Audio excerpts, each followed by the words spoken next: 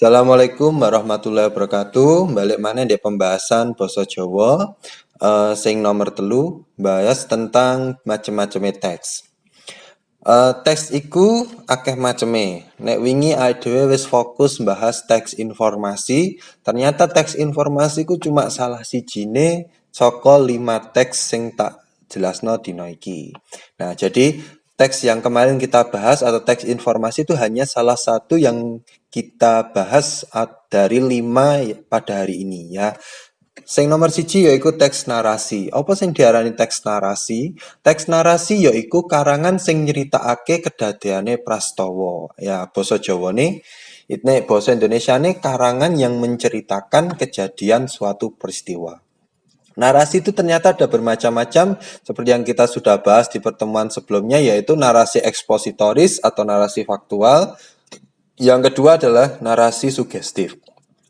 Narasi ekspositoris adalah narasi sing nyeritakake kedadean sing nyoto utawa apa anane. Tuladhane cerita pengalaman, cerita liburan, biografi, sejarah, pengalaman pribadi.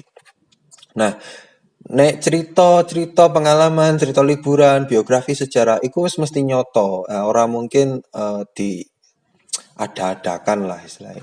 Sing keloro narasi sugestif. Narasi sugestif ku narasi sing nyeritakake imajinasine penulis saengga sifate ora nyoto. Nah, biasane kayata cerkak atau cerita cekak, komik, novel, dongeng, legenda, fabel, cerita-cerita iku biasane narasi sugestif. Terus ciri-cirine narasi iku ana beberapa. Yang pertama, nyeritakake prastawa. Bahasa Indonesianya menceritakan peristiwa. Jadi roh dari narasi ini adalah ada peristiwa ya. Peristiwa itu dialami oleh seseorang ya. Sing keloro peristiwane iku runtut utawa urut diceritakno awit iwitan saka nganti pungkasan ya. Cerita ini diceritakan urut atau runtut dari awal sampai akhir. Sing ketelu, narasi kudu duwe watak lan paraga. Jadi ndek narasi harus ada tokoh dan sifat pemerannya itu. Yang keempat, duweni latar. Latar iku iso diarani setting ya. Sing pertama latar panggonan utawa latar tempat ya. Latar tempatnya cerita atau cerita itu bertempat di mana seperti alas atau hutan, omah, segara, laut ya, pinggir kali lan sak piturute. Sing keloro latar wektu utawa keadaan wektune cerita. Iso dina Senin, iso awan, sore, bengi, bulan Januari, wulan ketiga, wulan rendeng ya. Iku lan sak piturute. Latar kahanan utawa suasana ceritanya, keadaannya rame, sepi, adem, panas lan sak piturute. Sing kelima, narasi kudu duwe konflik utawa puncak permasalahan. Jadi kudu enek sing jenenge perkenalan, awal dari masalah, puncak masalah, resolusi dan penyelesaian. Sing keenem, narasi kudu duwe alur. Alur ku jalan cerita rek. Alur itu apa? Jalan cerita. Sing awujud kedadean paraga konflik. Ya, harus ada tokoh, harus ada peristiwa dan harus ada puncak masalahnya. Ku narasi. Sing keloro ku teks deskripsi, description, mendeskripsikan ya. Teks deskripsi yaiku karangan sing gambarake objek utawa kahanan saengga wong sing maca kaya melu ndeleng, krungu lan ngrasakake. Atau bahasa Indonesianya karangan yang menggambarkan objek atau benda atau keadaan sehingga orang yang membaca merasa ikut melihat, mendengar dan merasakan secara langsung. Contohnya gini teks deskripsi. Misal saya mendeskripsikan tentang gajah. Misal sekarang kalian memejamkan mata.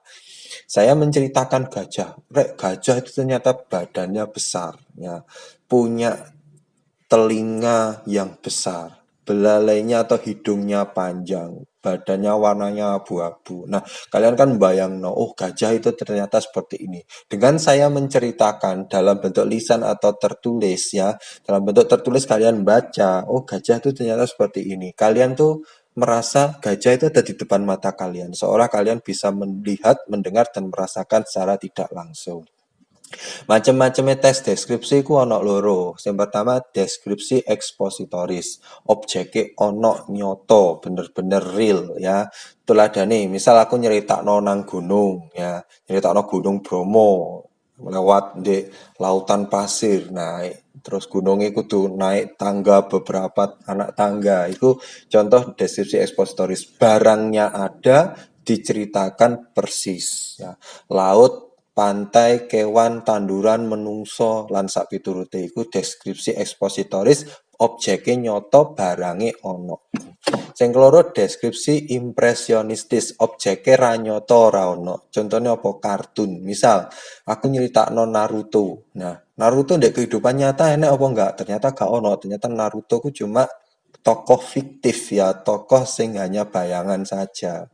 Misal Naruto tinggal di desa Konoha, dia menggunakan baju yang berwarna oranye dan hitam, terus dia memiliki ikat kepala yang ada simbol Konohanya. Nah, itu objeknya tidak nyata. Jadi contohnya lagi seperti Elsa ya. Elsa dia memiliki kemampuan membuat membekukan air dengan cepat, mengeluarkan es, let it go ya, keluar esnya, dan baju warna biru dan rambut pirang dan sebagainya. Nah, itu kan kalau di kehidupan nyata nggak ada, tapi kalau dimasukkan dalam jenis ini adalah deskripsi impresionistis atau objeknya tidak ada. Contohnya deskripsi ku nggambarake objek, wong sing maca kayak melu ndeleng, krungu lan ngrasakake. Sing ketelu, iki sebenarnya dibahas wingi tapi gak apa-apa dibaleni maneh, yaitu teks eksposisi atau expose atau memaparkan atau informasi atau teks eksplanasi. Itu sama saja. Jadi ada eksposisi, paparan, informasi, eksplanasi, itu sama saja. Expose atau memaparkan informasi, memberi informasi, explanation, memberi penjelasan. Eksplanasi berasal dari explain atau menjelaskan. Karangan iki menehi penjelasan atau informasi kanggo nambah wawasan pamaos. Karangan ini memberikan penjelasan atau informasi untuk menambah wawasan pengetahuan pembaca. Tuladane wis dibahas wingi di pertemuan siji lan keloro. Selanjutnya yaitu argumentasi. Argumentasi yaitu teks sing isine panemu utawa pendapat ahli dibarengi bukti, data, fakta saengga saged ngeyakinake pemaos. Teks yang berisi pendapat para ahli diikuti bukti, data, fakta sehingga mampu meyakinkan pembaca. Tuladane pendapat ahli pendidikan marang sekolah di tengah wabah COVID-19. Nah, iki bedone karo informasi apa? Nek informasi iku susunane wingis dibahas yaiku ono pemaparan umum, terus fakta karo kesimpulan. Tapi nek argumentasi itu ya sama, urutannya sama, cuma di situ lebih ditonjolkan adalah pendapat seseorangnya. Yang membedakan eksposisi dengan argumentasi, argumentasi itu ada pendapat, kemudian ditunjukkan dengan bukti-bukti, kemudian disimpulkan. Sedangkan eksposisi nggak harus berupa pendapat, tapi kejadian yang bersifat umum, ada faktanya, dan diberi kesimpulan. Jadi perbedaan argumentasi dan eksposisi itu ada pada pendapat seseorang. Selanjutnya yaitu persuasi. Persuasi wingis dibahas yaitu teks yang isine ngajak, narik kawigaten, lan ngeyakinake wong sing maca. Ngajak, narik kawigaten, ngeyakinake wong sing maca.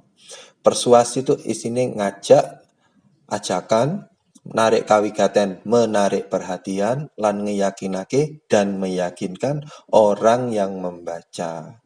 Tuladane atau contohe iklan, pariwara, sesanti utawa slogan, pawarta, berita, poster, lan sak pinunggale. Oke, cukup pembahasan saiki. Muga-muga kamu toko pertemuan siji, pertemuan keloro, pertemuan telu iso memahami sing arani teks informasi, terus menggali teks informasi 5W1H ya. Terus ditambah meneh macem-macem teks. Nah, muga-muga ulangannya mengko iso terus nilainya apik kabeh. Ya, cukup pembahasan basa Jawa pertemuan ketelu. Muga-muga iso dipahami. Pak Irfan njaluk sepuro. Bae nek jelasno ana salahe ya. Tak akhiri, wassalamualaikum warahmatullahi wabarakatuh.